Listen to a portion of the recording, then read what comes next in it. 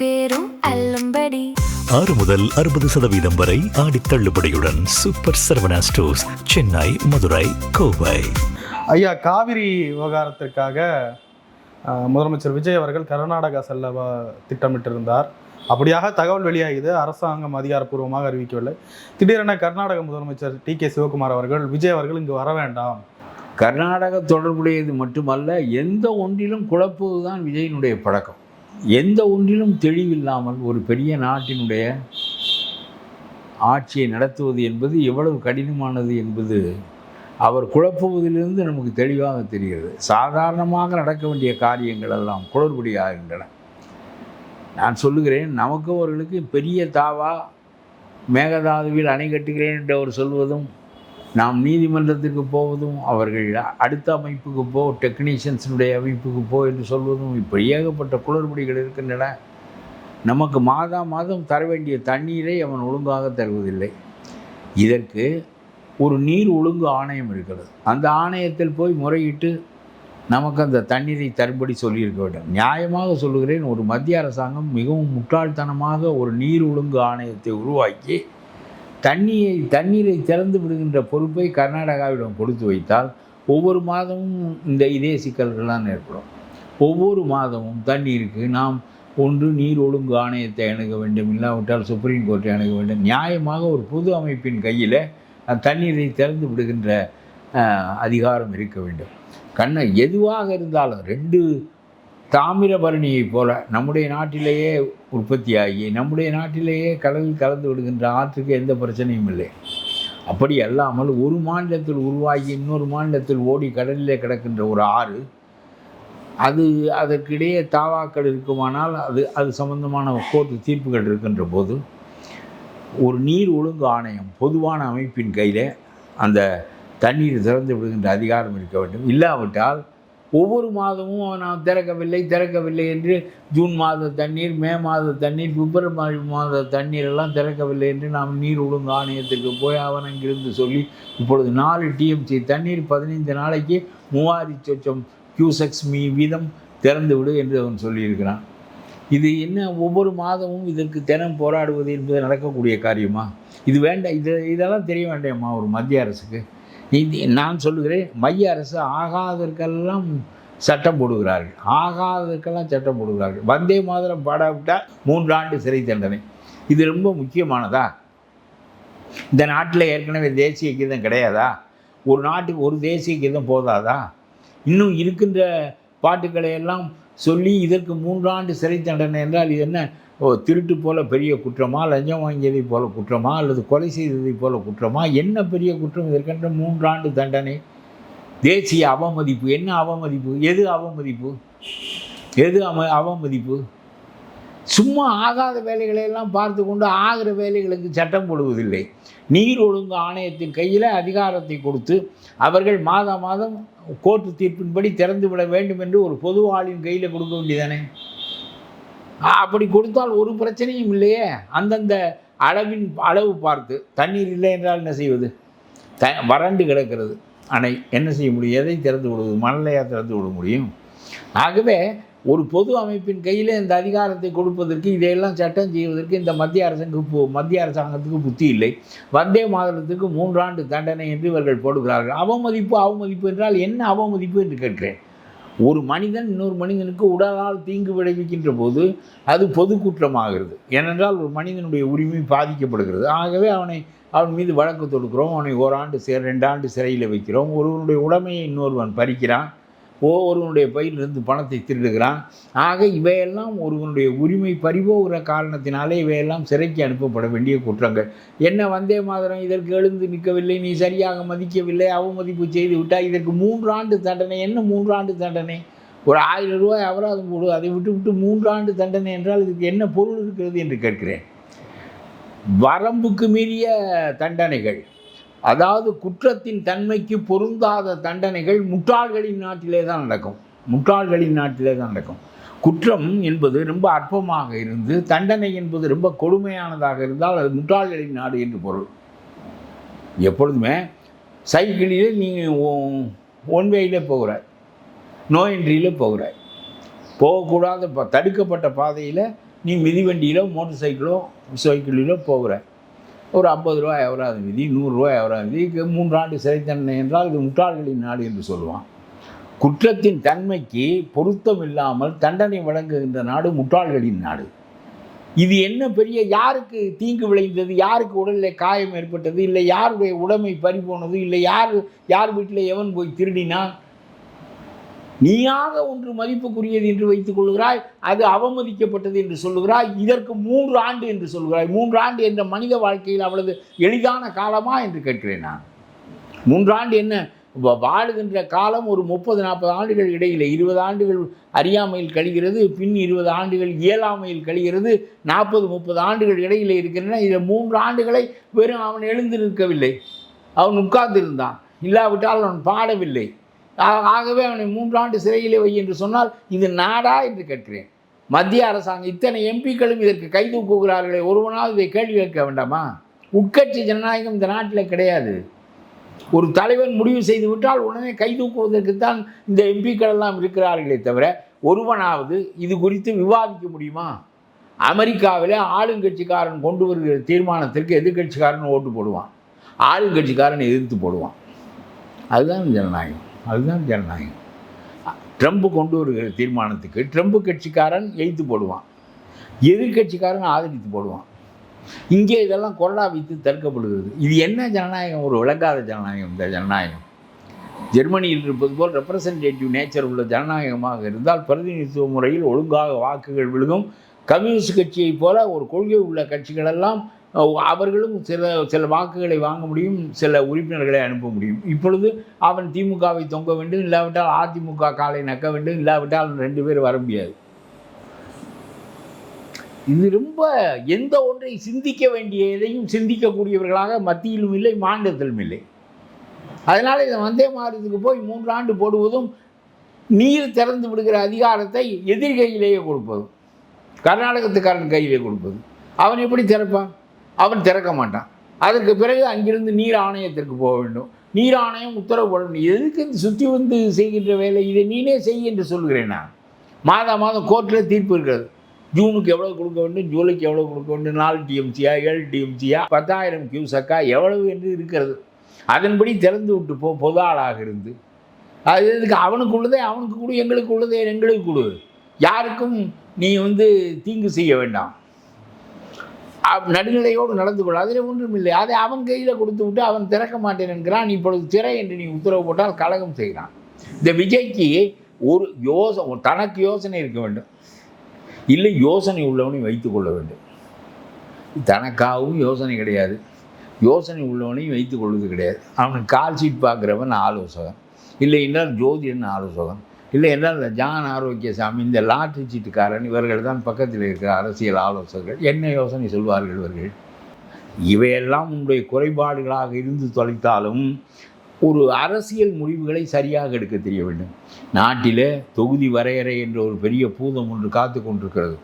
அந்த பூதம் வெளிப்படுகின்ற போது, பாராளுமன்றத்தில் அது சட்டமாகின்ற போது, இந்தியாவில் 5 மாநிலங்கள் 50% இடங்களை பெற்றிருக்கும். புரிகிறதா? 5 மாநிலங்கள், உத்தரப்பிரதேசம், பீகார், ராஜஸ்தான், மத்திய பிரதேசம் என்று 5 மாநிலங்கள் 50% இடங்களை 800 பாராளுமன்ற உறுப்பினர்களில் 400 பாராளுமன்ற உறுப்பினர்கள் அவர்கள் இருப்பார்கள்.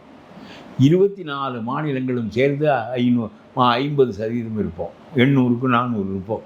புரிகிறதா? நாம் என்ன செய்ய முடியும்? இந்தியா என்பது பாரதம், பாரதம் என்பது உத்தரப்பிரதேசம் என்பது நிலைநாட்டப்படும். இதைத்தான் செய்ய போகிறார் அவர்.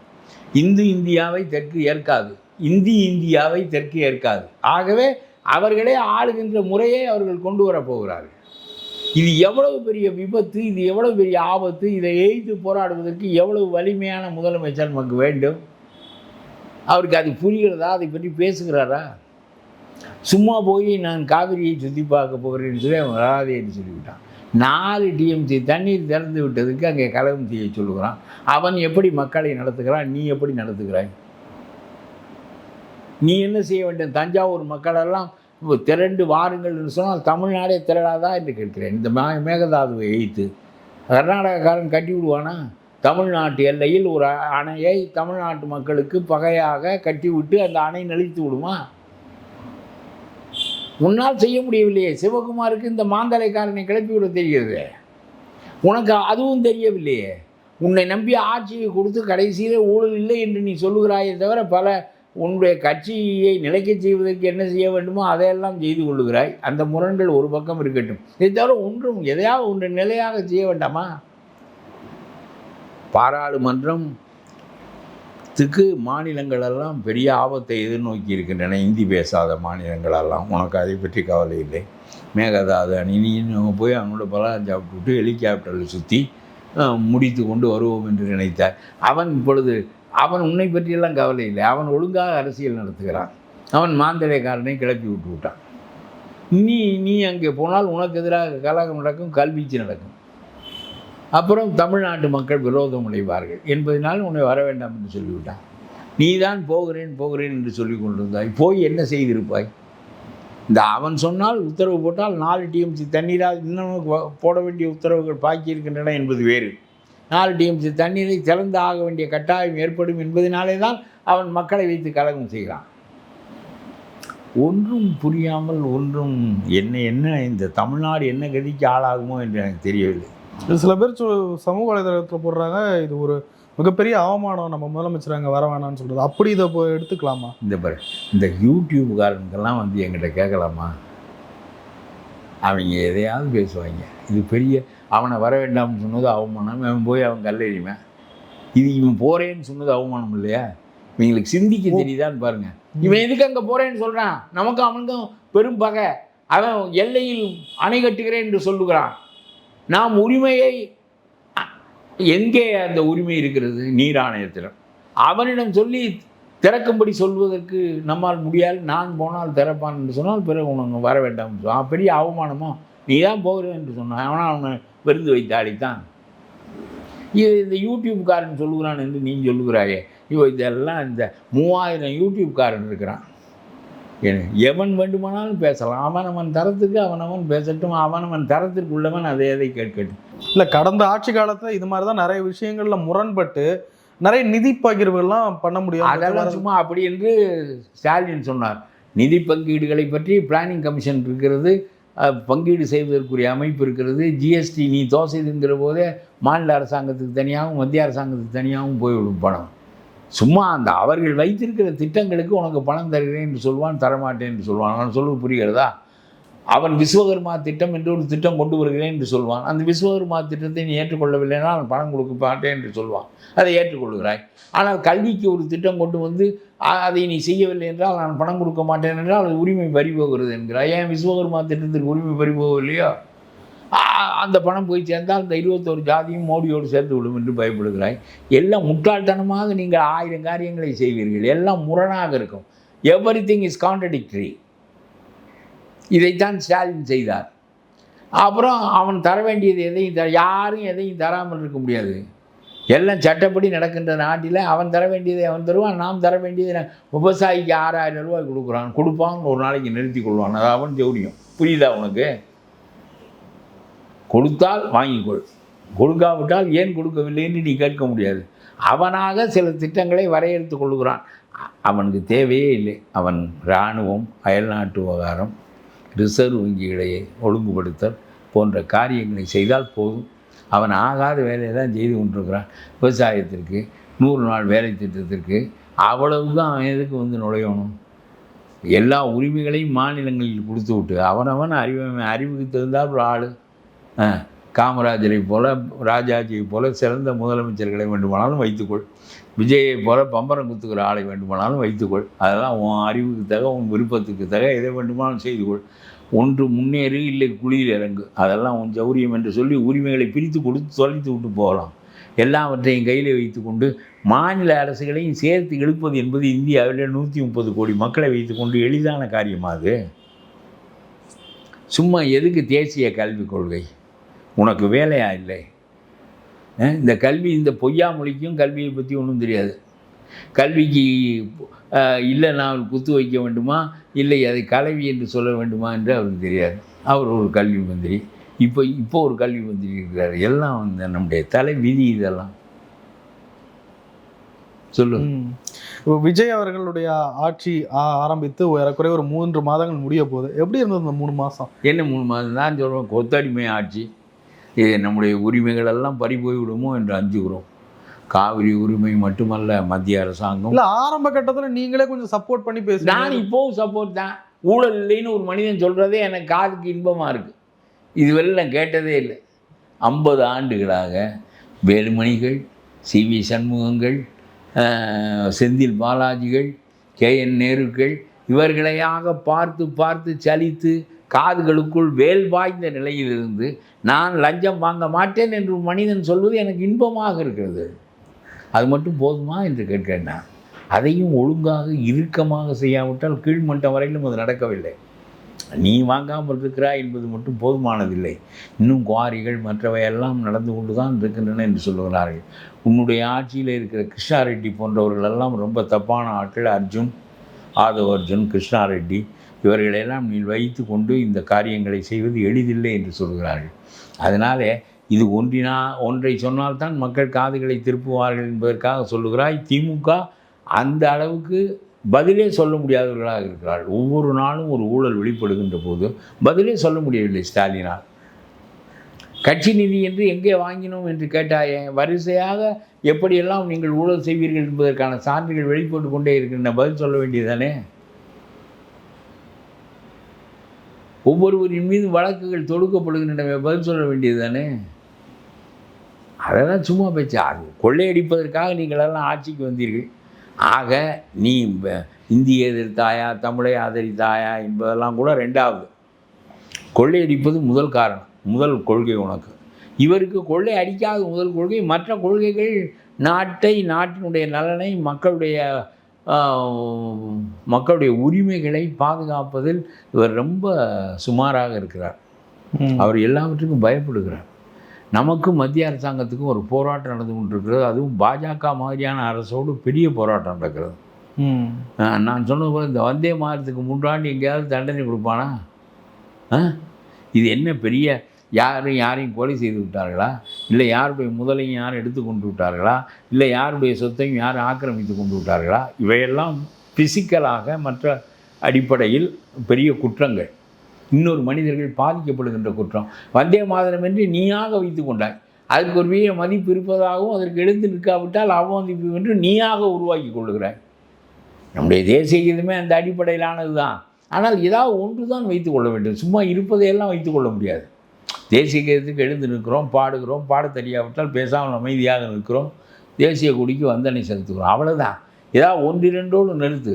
சும்மா இருப்பதையெல்லாம் வந்தே மாதத்துக்கு சல்யூட் அடி, எந்திரிச்சு நெல், அப்புறம் ஒரு பன்னிக்குட்டி போகும், இல்லாவிட்டால் அதற்கு 6 மாதம் தண்டனை என்றெல்லாம் பேசினால் இதெல்லாம் என்ன பொருள் இருக்கிறது என்று கேட்கிறேன். நீ ஒரு இந்தியாவை உருவாக்குவதற்கு நினைக்கிறாய். இந்து என்ற ஒரு மதமே கிடையாது என்று சொல்வதற்குரிய தகுதி இந்த நாட்டில் ஒருத்தனுக்கும் கிடையாது. நான் தான் 15 ஆண்டுகளாக சொல்லுகிறேன், இந்து என்று ஒரு மதமே கிடையாது. பிராமணனுடைய மதம் வேத மதம், அதைத்தான் இந்து மதம் என்று சொல்லி இந்திய தேசியத்தை இந்து மதத்தின் வழியாக கட்டுவதற்கு முயன்று காந்தி அதை தடுத்தார்.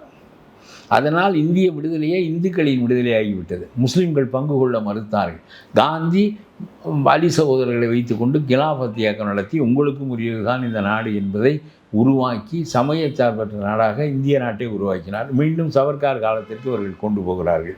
ஆகவே அதையெல்லாம் எதிர்ப்பதற்கு நான் கிறிஸ்துவன், ஆகவே பிஜேபிக்கு எதிரானவன் என்பது மட்டும் போதுமானதில்லை. தொடை நெடுங்கியாக நீ இருந்தால் தமிழர்களுடைய உரிமை பறிபோய்விடும், அவ்வளோதான். டாஸ்மார்க் முறைகேடு விவகாரத்தில் செந்தில் பாலாஜி அவர்களுக்கு முன்ஜாமீன் வழங்கப்பட்டிருக்கிறது. ரொம்ப தீவிரமாக போயிட்டு இருக்கு இந்த வழக்கு. எப்படி பார்க்குறது? என்ன அந்த ஆள் மந்திரியாக 1.5 ஆண்டுகள் சிறையில் இருந்த கேவலம் மாதிரி ஒரு கேவலம் எதுவும் கிடையாது. இவர் எங்கெல்லாம் உள்ளே நம்முடைய சட்டங்கள் பல்லில்லாதவை, தகுதியற்றவை. எனக்கு ரொம்ப மோடி செய்த காரியங்களிலேயே ரொம்ப பிடித்த ஒரு காரியம் ஒன்று உண்டு. 30 நாட்கள் ஒரு மந்திரியாக இருக்கின்றவன் சிறையிலே இருந்து, ஊழல் காரணமாக சிறையிலே இருந்தால் 31ஆவது நாள் அவனுடைய பதவி போய்விடும் என்று அவர் கொண்டு வர இருக்கின்ற சட்டம்தான் ஊழல் எதிர்ப்புக்கே தலைமையான சட்டம். இது மாதிரி இதை நம்மால் 30 ஆண்டுகளாக 50 ஆண்டுகளாக ஊழல் மனிதர்களை நாம் தவிர்க்க முடியவில்லை, தண்டிக்க முடியவில்லை. எல்லாம் உள்ளே போவான் வெளியே வருவான், உள்ளே போவான் வெளியே வருவான். சிதம்பரம் 100 நாள் உள்ளே இருப்பார். கனிமொழியும் மாவனாராஜாவும் 1.5 ஆண்டுகள் உள்ளே இருப்பார்கள். செந்தில் பாலாஜி மந்திரியாகவே உள்ளே இருப்பார். பிறகு அவர்களெல்லாம் வருவார்கள், சொத்துக்களை பாதுகாத்துக் கொள்வார்கள். 30 ஆண்டுகளுக்கு வழக்கு நடக்கும். இவன் செத்து தொலைப்பான், சொத்துக்கள் எல்லாம் வாரிசுகளுக்கு போகும். இந்த நாடு ஒரு சட்டப்படியாக ஊழலை ஒழிப்பதற்கு தகுதியான நாடா? இதற்கு எத்தனை சுப்ரீம் கோர்ட், எத்தனை ஹைகோர்ட்டு, எத்தனை அரசாங்கங்கள்? மோடி இது அவ்வளவும் தப்பாக போய்விட்டது என்று நெருக்கடி கொடுக்கிறார். 31 நாள் தானாக பதவி பெறும். ஏனென்றால் பதவி தான் அவனுடைய நச்சுப்பல். நான் சொல்லுகிறது தெரிகிறதா? அவன் இப்போ ஒரு 2 மாதம் 1 மாதம் 1 ஆண்டு சிறையில் வந்துவிட்டு மந்திரியாக ஆகிவிடுவான். ராஜா எம்பியாக ஆகிறாரே, கனிமொழி எம்பியாக ஆகிறார். 2 பேரும் 1.5 ஆண்டுகள் 1,70,000 கோடியை முழுங்கி விட்டு டெல்லி சிகார் சிறைச்சாலையில் இருந்தார்களே. வெட்கமில்லை அவர்களுக்கு. கருணாநிதிக்கு வெட்கம் இருக்கிறதா? ஸ்டாலினுக்கு இருக்கிறதா? கனிமொழிக்கு இருக்கிறதா? ராஜாவுக்கு இருக்கிறதா? சிதம்பரத்துக்கு இருக்கிறதா? வெட்கம் இருக்கிறதா? மானங்கட்ட பிறப்பு என்ன பிறப்பு? வெட்கமில்லாத ஒரு நாட்டில் அவனுடைய பதவியை பிடுங்கினால் அவன் அடங்குவான். அவன் எதை பெரிதாக நினைக்கிறான் என்றால், வெட்கம் இல்லை, மானம் இல்லை, மற்ற எதுவும் பெரிதில்லை, பதவி பெரிது. பதவி இருந்தால் எல்லாரும் நம்முடைய காலை நக்குவான் என்று எதிர்பார்க்கிறான். கதவு திறந்து விட 4 பேர் வருவான் என்று நினைக்கிறான். துண்டு போடுவதற்கும் துண்டை எடுப்பதற்கும் 4 பேர் வருவான் என்று நினைக்கிறான். ஆகவே இந்த பதவி பல்லை பிடுங்கி விட்டால் பாம்புக்கு நச்சு பல்லை பிடுங்கியது போல இதை மோடி கண்டறிந்து செய்கிறார் என்பதுதான் நான் மோடியை அவருடைய அந்த ஒரு காரியத்திற்காக, இந்த ஊழலை எதிர்ப்பதில் மோடி கொண்டு வரப்போகின்ற இந்த சட்டத்திற்கு நிகரான ஊழல் ஒழிப்பு சட்டம் இதுவரையிலும் இந்தியாவில் இல்லை. நம்முடைய கோர்ட்டுகளால் முடியவில்லை. நம்முடைய கோர்ட்டுகள் they have failed, including supreme court. அதனாலே இந்த சட்டம் வந்த பிறகு அது பெரிய முடிவு கூறும். இதற்கு பெரிய எதிர்ப்பு தெரிவிக்கிறார்கள் எல்லா ஊழல்வாதிகளும். மோடி தனிப்பட்ட முறையில் ஊழல் இல்லை, விஜய் ஊழல் இல்லை. கட்சிக்கு பெரிய கட்சிகளை உடைப்பது, மம்தா கட்சியை உடைப்பது, மராத்திய கட்சியை உடைப்பது, இதற்கெல்லாம் பல 1000 கோடி, இதற்கெல்லாம் அதானி போன்றவர்களுடைய பணம், இதையெல்லாம் பயன்படுத்துவார். இது இன்னொரு வகையான ஊழல். தனி மனித ஊழல் மோடியிடம் கிடையாது. ஆனால் கட்சி ரீதியாக நாட்டையே உடைத்து தன் கட்சியாக்கி பிஜேபி தான் ஆள வேண்டும் என்ற நிலைக்கு கொண்டு வருவது என்பது இன்னொரு வகையான ஊழல். நம்முடைய விஜய் லஞ்சம் வாங்க மாட்டார். ஆனால் அதிமுக காரனுக்கு கொடுக்க வேண்டிய லீமா ரோஸை வைத்து கொண்டு செய்ய வேண்டிய சடங்குகளை எல்லாம் செய்து ஓட்டு போட வைப்பார். நிச்சயமாக நிறைய விஷயங்களை பேச முடியும். நன்றி. நன்றி.